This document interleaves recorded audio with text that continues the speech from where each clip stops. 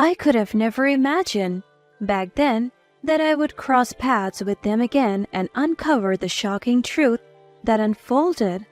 My name's Ashley and I'm 35 years old. For the past 10 years, I devoted myself to being a full-time wife, supporting my husband Sam with unwavering dedication.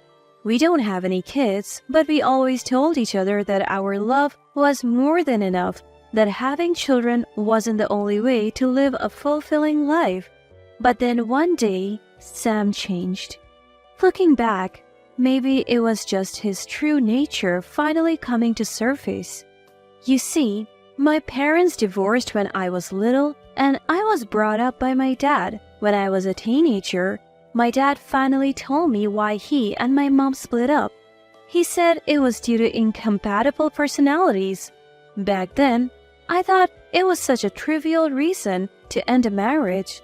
After all, everyone has their differences, right?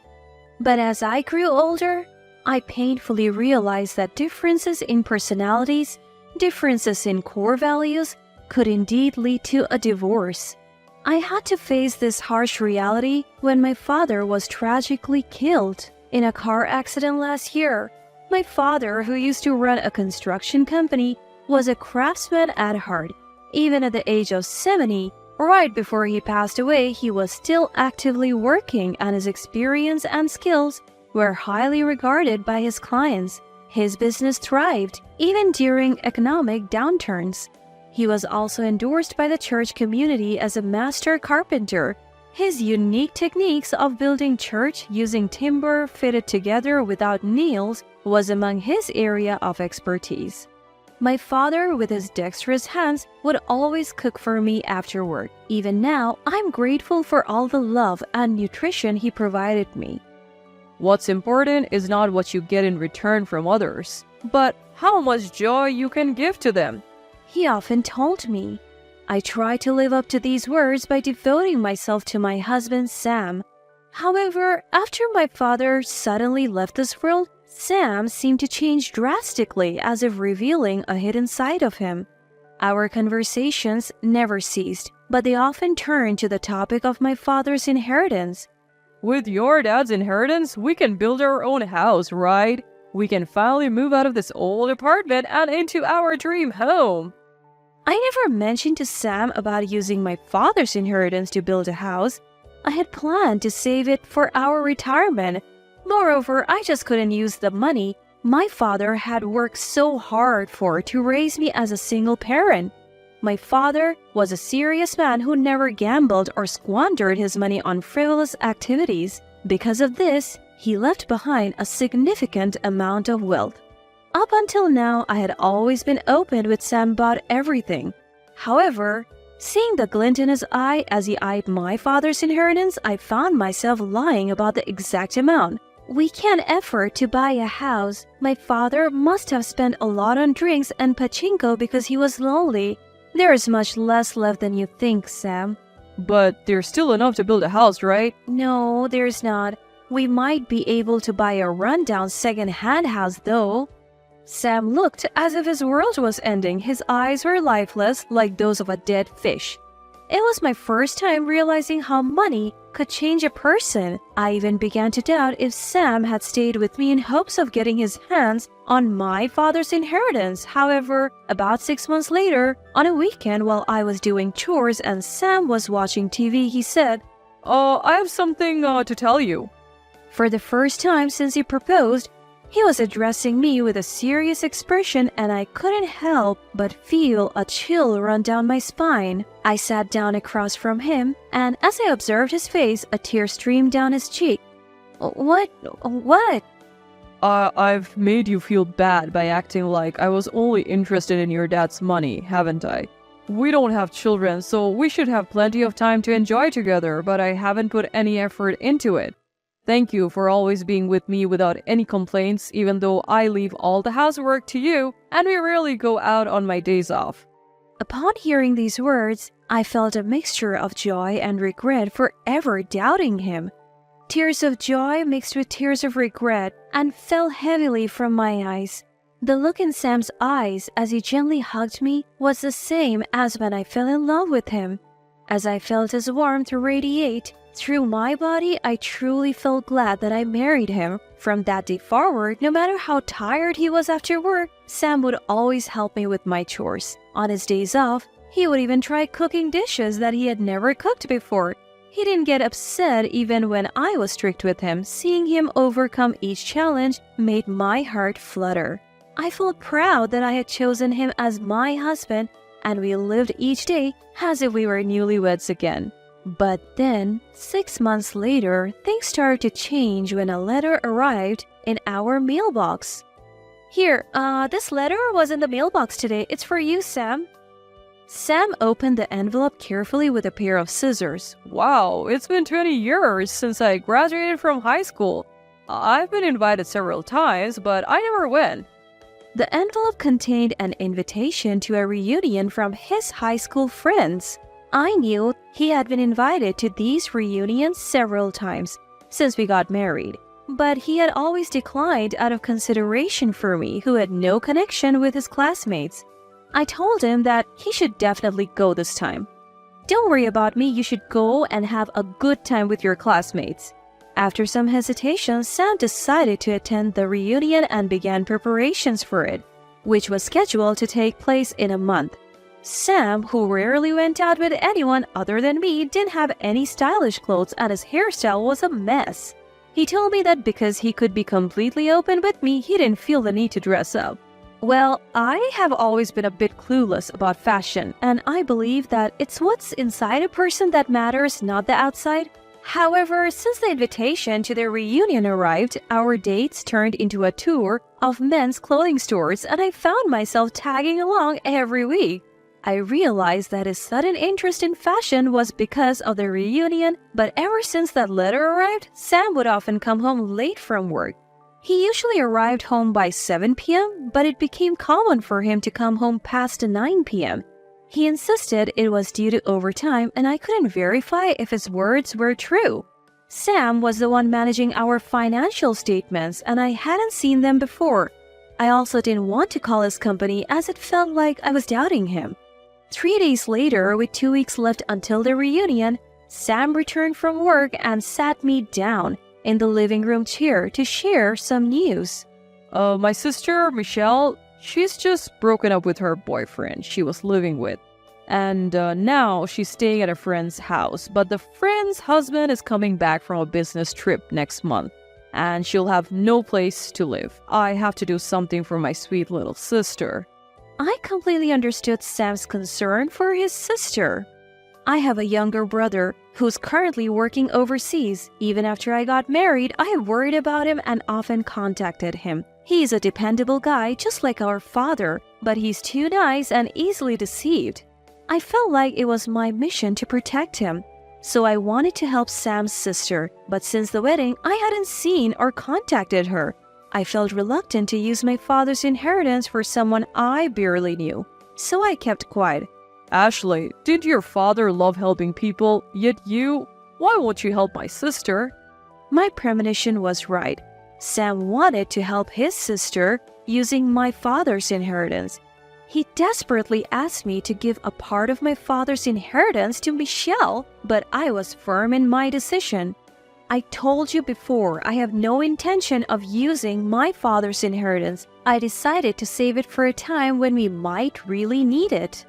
Then Sam muttered, "Huh," and locked himself in his room. Since then, he started avoiding me. We would have meals together, but he never initiated conversation, and no matter how cheerfully I tried to talk, a cold atmosphere remained. 2 days later, I was looking at cakes in a pastry shop trying to improve Sam's mood. It was then that I felt an odd gaze and turned around. There stood my ex-boyfriend, the one I dated when I was in middle school. Is it you, Ashley? Even after 20 years, we immediately recognized each other, which made me burst out laughing. We had lost touch since high school, and I had no idea what he had been up to, but it was quite something to meet him here. He had recently returned to our hometown and was appreciating its charm. After buying our cakes, we decided to catch up at a cafe. Ashley, you haven't changed a bit. There is no way. It's been 20 years and you haven't changed either. This exchange felt out of the ordinary and I found it exhilarating. We talked and laughed for a while, but when the conversation turned to love stories, his expression suddenly darkened and I didn't know how to respond. I recently broke up with my girlfriend and all I do is regret it. Why did you break up? I couldn't provide her the emotional support that she needed. For a moment, the word cheating crossed my mind, but what he said next was something even I could deeply understand. It seems his ex-girlfriend has always had a weak constitution and can't work long hours, so she has only ever worked part-time. Despite knowing this, they started dating.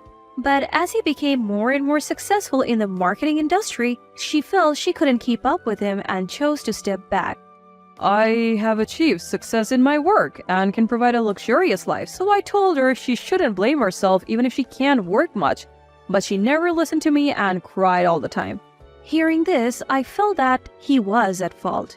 You're just bragging about yourself and putting pressure on your ex-girlfriend. I'm sure she didn't want a luxurious life but felt lonely because you were too absorbed in your work. Apparently, because of his busy work schedule, he would only go home twice a week and he didn't even text her daily. Hearing this, I could painfully relate to his ex-girlfriend's position and couldn't help raising my voice. How did your ex-girlfriend put up with this? If I were her and this kind of neglect went on, I would have broken up with you. No matter how busy you are with work, you have been too neglectful. And you knew she couldn't work. Why didn't you care for her more? The truth is, something similar happened between me and my husband. Around our 3rd year of marriage, I was dealing with infertility treatments and ended up in a depressive state, both physically and mentally drained. Despite this, my husband, who claimed to be busy with work, never once asked me if I was okay. He apologized and improved after I expressed my hardship, but that painful memory still haunts me to this day. Seeing how desperate I was, my ex-boyfriend seemed to realize his mistake. He said he wanted to get back together with his ex, but lacked the courage to act on it. Not wanting to leave him in trouble, I offered my help. In return, he listened to my grievances about my husband and we spent our time together fruitfully. That's what I thought, but a shocking revelation left me stunned. She has an older brother and his wife is really cold-hearted.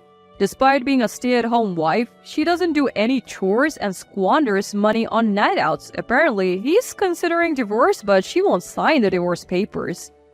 That's terrible. I can't believe he's still putting up with her.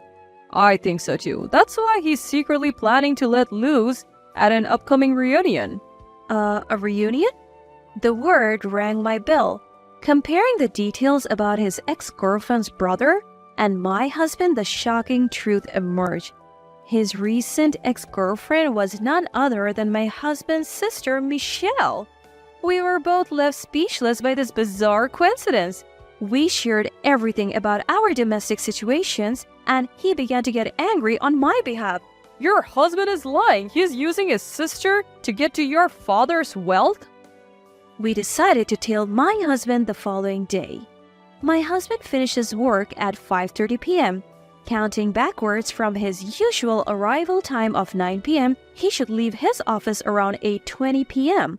We watched as he left his office 10 minutes past his regular time and headed towards an unfamiliar mountain. He stopped at a log house and we spotted a woman embracing him with open arms. My husband had been cheating on me in this hidden place? Realizing that it would be difficult for us to gather solid evidence, we decided to hire a professional private investigator.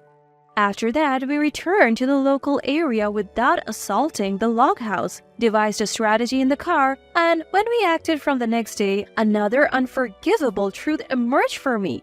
Looking further into the log house, we discovered that my husband had bought it for $70,000 in cash, hiding the money from me.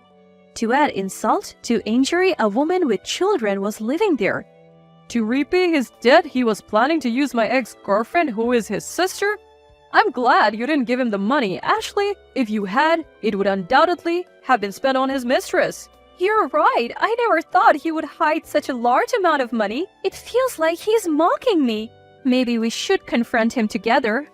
My ex-boyfriend agreed with me and reached out to his ex-girlfriend.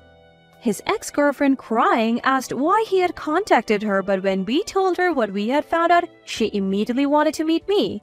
The next day, the three of us had our first meal together at a family restaurant, our eyes lighting up at the long-awaited reunion. I'm sorry, I haven't seen you since the wedding. My brother told me not to meet you because you hate me. Wait a minute, I never said I hated you. I even suggested to Sam that we should go on a trip together with you. The realization that it was Sam who had caused the rift between Michelle and me made me angry. From the beginning of our marriage, Sam was a liar, and I blamed myself for trusting him. The tears of regret spilled out uncontrollably. I suppose seeing me in this state must have brought back some emotions for the two of them. In the end, the three of us shed tears together as the quiet moments passed by.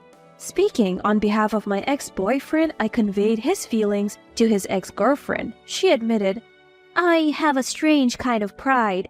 I ended up envying my boyfriend who was more capable at work than I was, and as a result, I couldn't be honest and rely on him. It was a horrifying realization that a minor misunderstanding or assumption between a man and a woman could lead to a major tragedy. From then on, they swore to speak with consideration for each other and they got back together. Oh, I'm relieved. I was wondering what to do if it didn't work out, but I'm glad everything turned out fine. Despite the trouble my brother has caused, thank you for helping me. Now it's our turn to support you. 3 days later, it was finally time to strike back. The day arrived when my husband was going to a reunion. I started packing my things as soon as I saw off my husband, who was in a good mood since morning. The reunion was going to be held at an inn about 2 hours away by car from here, with an overnight stay, so the deadline was the next evening.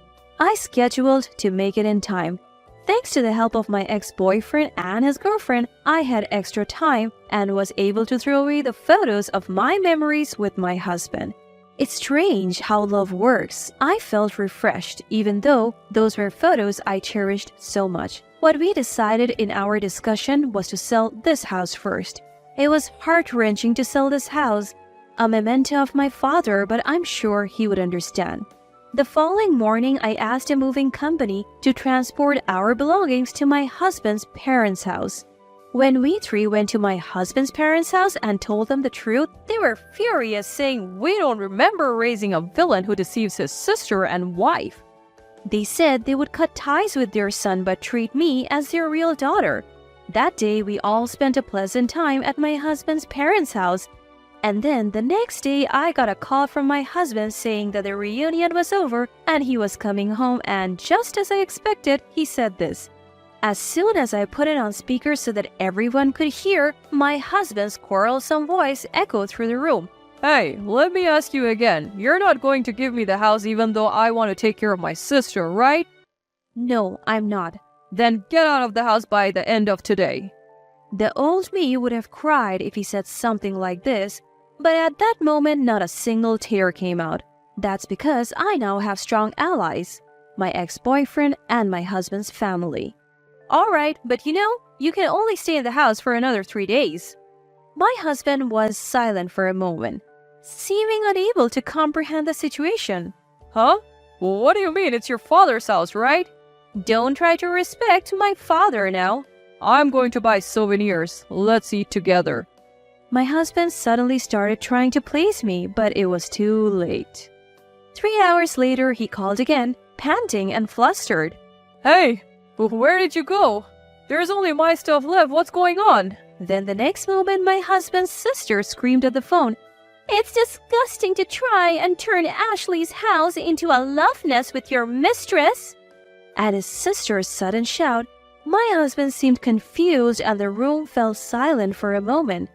3 seconds later, my husband spoke in a voice that was almost screaming. It's Michelle, right? Well, why are you with Ashley? What's going on? I have nothing to say to a brother who betrays his wife without hesitation anyway. I'm coming home now, so wait. After saying this, Michelle ended the call and headed to our parents' house with the divorce papers I had signed. An hour later, she returned with the divorce papers signed by my husband Sam. Thank you. This is the end. Our family home will be sold in 3 days and I'm receiving alimony from Sam. I never thought my life would become this chaotic, but it's for the best. Since then, I have been staying at my ex-husband's family home, focusing on studying for the caregiving certification I have always wanted to pursue.